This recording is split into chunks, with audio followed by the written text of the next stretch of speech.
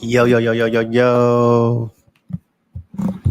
Yo, yo, yo, yo, yo, yo. Your boy Stingray Cool here back in the building. About to talk about Eric B. and Rakim.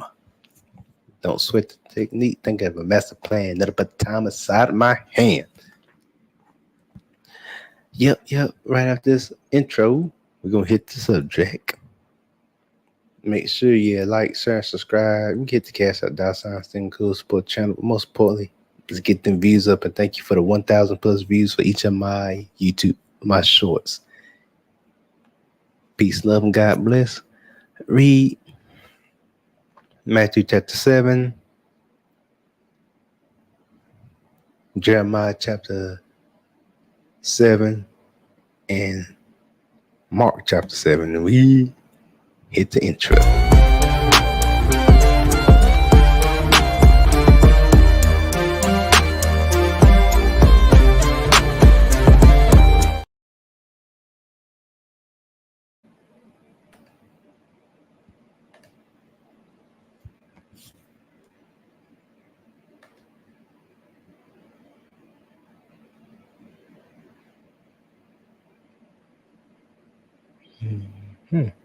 Booyah.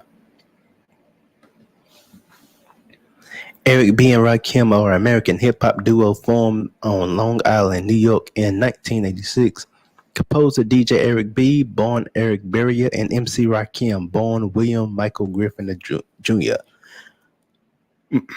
All music that's during the rap's so-called golden age in the late 80s. Eric B. and Rakim were almost universally recognized as the premier DJ/MC team in all of hip-hop. Tom Turrell of NPR called them the most influential DJ/MC combo in the contemporary pop music, period.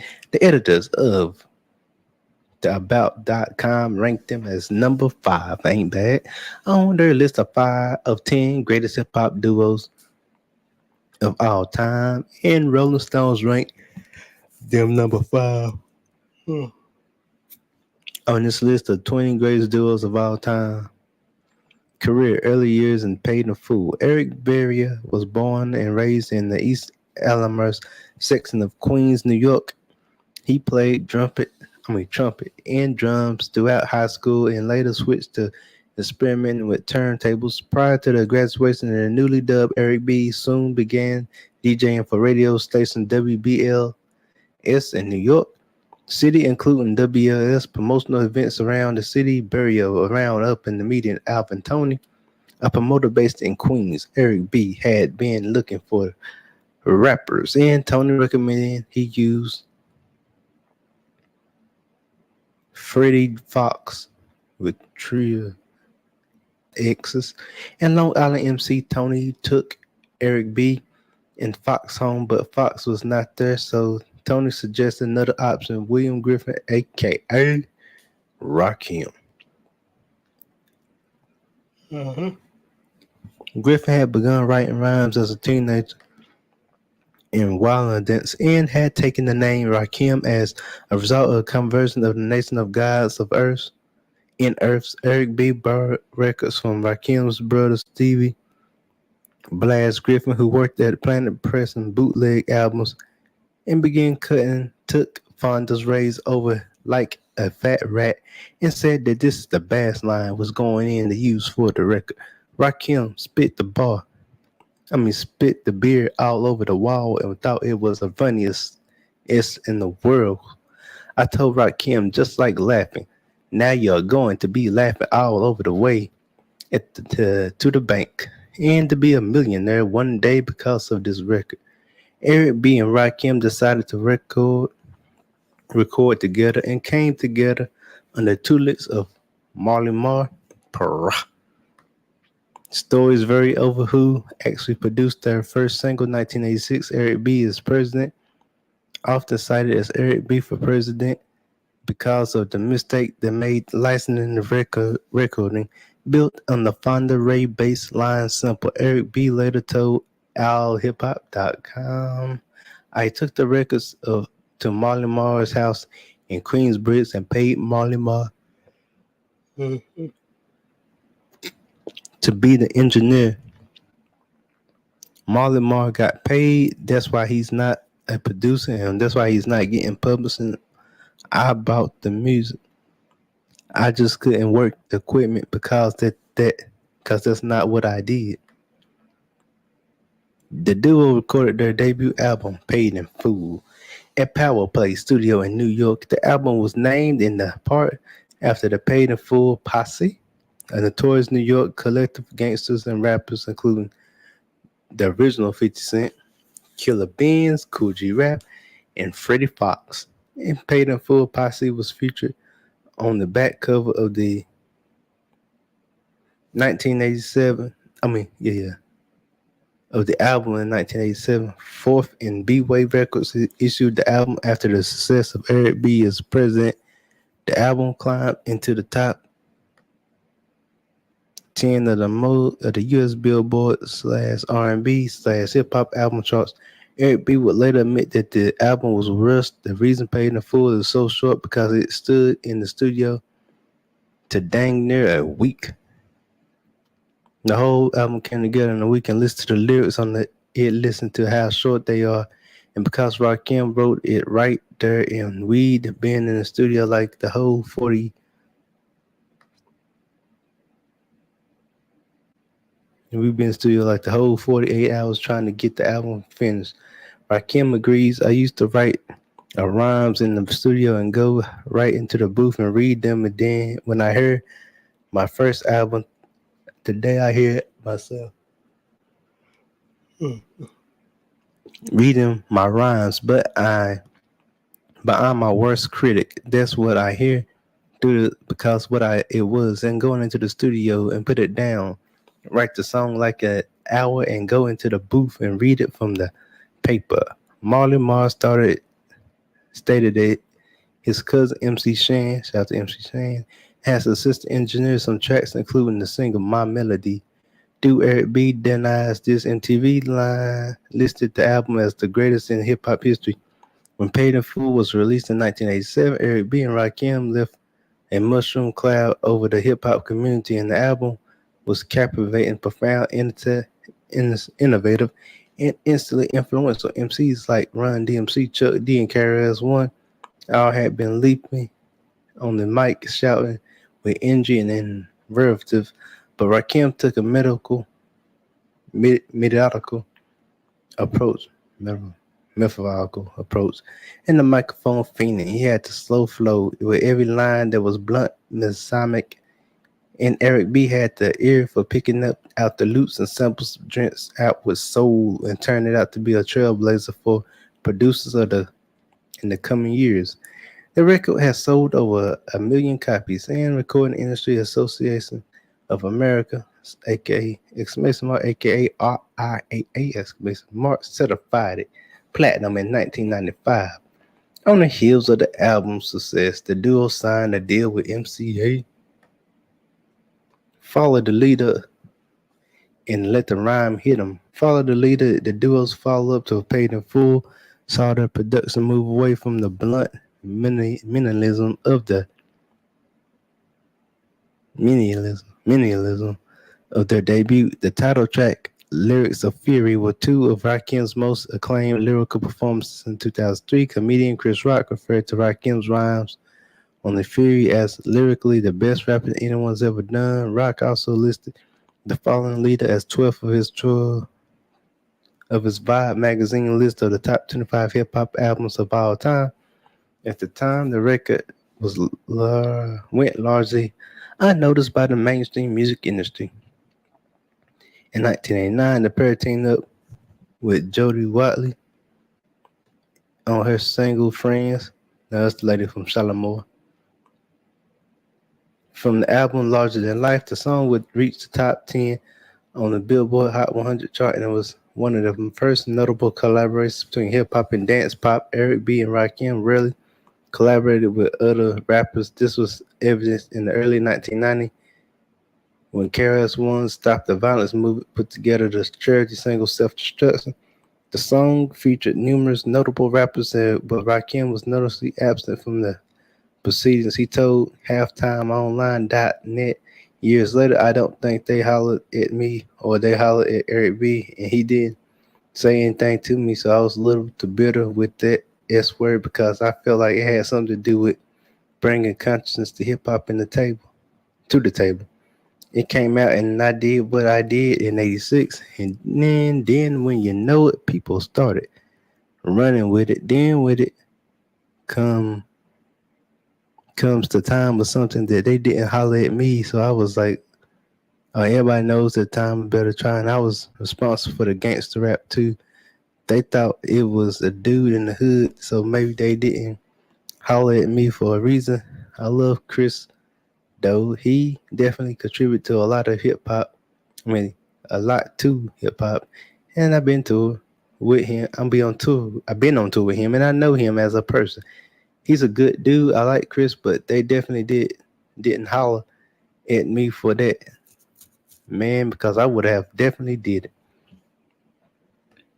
Their 1990 album "Let the Rhythm Hit Them" was not a success as successful commercially as the first two LPs. Rakim referenced his eh, enigmatic reputation on this song, set him straight. And inside the scoop of the fiend, they want to know what I am selling. Sing calls who needs TV screens, magazines, or shooting through the city in limousines. Cause one of the things I don't need the spotlight, cause I already got like. He later said about his relative lack of commercial success. You could sell a couple records and keep your integrity in, or you could go pop and sell a bunch of records and be gone tomorrow. I was trying to stick with my guns at the point. Mark Coleman of Rolling Stone stated, "There's nothing trendy about this impassive duo. No steely Dan bites or bits of Afrodelic rhetoric here. Eric B. and Rakim are hip hop formalists devoted to upholding in the '70s funk canon and advancing rap's original verbal mandate. Almost every track over their third album is built on a poetic boast with Wicked J period. I mean J period B period, I don't know what that stands for, but we got it there. Samples, but dismiss and let the rhythm hit them. In some sort of conversation, reactions, golden chains throwback completely misses the point. Masters of the appointed task, rappers Rakim and Eric B are also former innovators. They are both riff in prose of like jazz man, spinning endless variations of the basic themes and playing off each other's moods with chilly intuitions. The result in music is it stark, complex, and edgy as Rakim's Stone Cold stare on the album cover. The album was one of the first to receive the honor of a 5 mic ratings in the source. That ain't bad. You get 5 mics in the source, still good. If I can remember the source away, yeah, 5 mics was good. But it's much like their debut album, there's a controversy over the production credit. Don't Sweat the Technique and Split Up.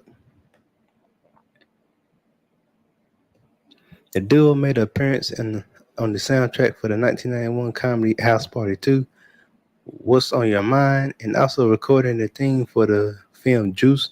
Both singles were included on what would become the duo's last album together. Don't Sweat the Technique was released in 1992. The album was not supposed to be the last, but their contract with MCA was the duo to aspire during the record of the album. Both members expressed an interest in recording solo albums. However, Eric B refused to sign the label's release contract, fearful that Rakim would abandon him. This led to a court case involving the two musicians and their former label. The legal wrangling eventually led to the duo dissolving completely. Eric B has clarified that the Monterey program stemmed from labels like Island and others claiming ownership of their masters. Mm, of the masters, I meant to say. Not from any financial disputes between him and Rakim. The money got split 50-50 from the door because I remember what people would try to keep S word going.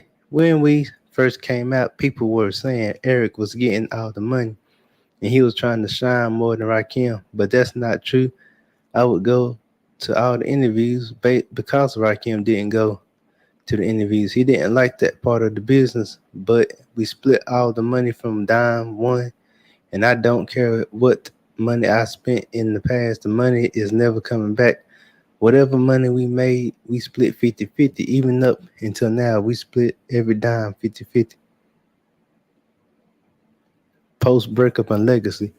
Eric B. released a self-titled solo album in 1995 on the independent label 95th Street Recordings. Legal issues continued to delay Rakim's solo career, but he finally released the 18th Letter in 1997 and 1999. Rakim's second solo album, The Master, was released in less favorable reviews. By the turn of the millennium, Eric B. was pursuing other business interests outside of music. Rakim signed with Dr. Dre's Aftermath label in 2000, but the expected album never materialized. Since then, Rakim has made guest appearances with numerous other artists such as Jay-Z, The Watcher Part 2, Truth Hurts, Addictive, Nas, KRS One, and Kanye West classic in 2002, Don't Sweat the Technique, appeared in the video game Aggressive Online. In November 2009, Rakim released the seventh seal.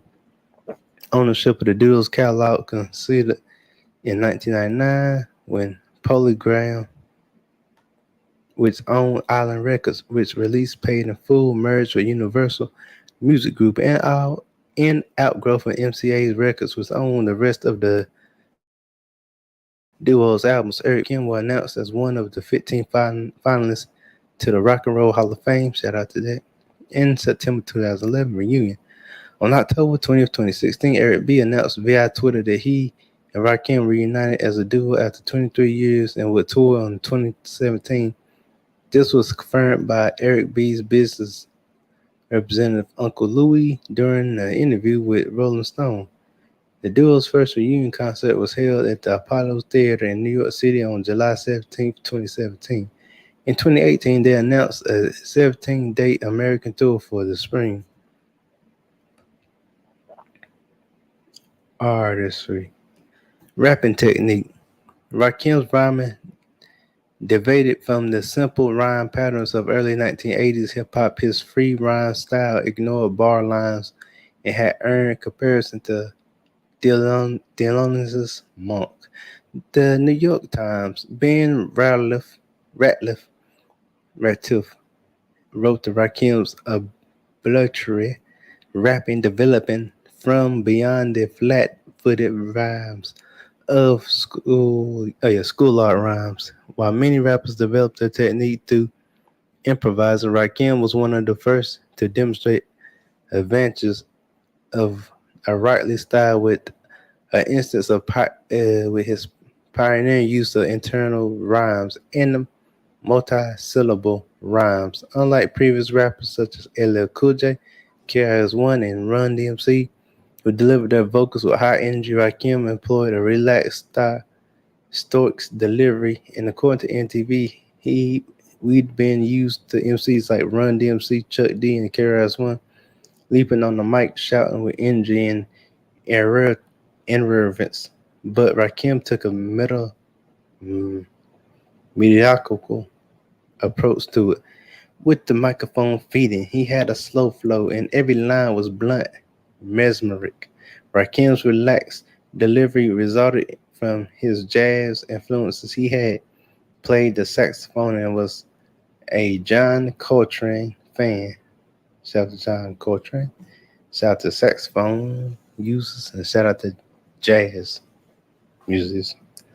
Gotta love the jazz. Rakim's subject matter often covered his own rapping skills and lyrical superiority over the other rappers. Our music lyrical superiority over other rappers. Let me phrase that. And our music editor Steve Huey committed that the majority of the lyrics concern his own skills and his Islamic faith. He also noted Rakim's was complex internal rhymes, compounding literate imagery, velvet smooth flow, and unpredictable. Off the beat rhymes. Pitchfork writer Jesse Harvell described his rapping as auto burners and possessing an unflappable sense of rhyme. Musical style. Painting a Fool was contained gritty, heavy and dark beats, marked the beginning of heavy sampling in hip hop's records. In hip hop records, let me say. Off the album's 10 tracks, 3 are instrumentals. As a disc jockey, Eric B. had reinstated that the art of live turntable and mixing. His soul-filled sampling became influential in future hip-hop productions. Music critic Robert Christukes noted that Eric B. had incorporated touches of horn and whistles down in a mix of his sampled percussion and scratches. Now, discography. Main article, Eric B. and Rakim discography. Paid in Full, 1987. Follow the Leader, 1988. Let the Rhyme Hit 'Em, 1990. Don't Sweat the Technique, 1992.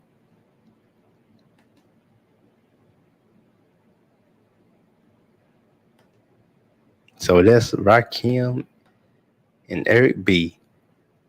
Make sure you like, share, and subscribe, and I'm out. You could hit the Dallas Stern Cool Sport channel, but most importantly, hit the views up. Like I said earlier, thank you for raising all my shorts to 1,000 plus views. We out. Peace, love, and God bless. Remember, team no sugarcoat. We don't sugarcoat nothing because we ain't candy.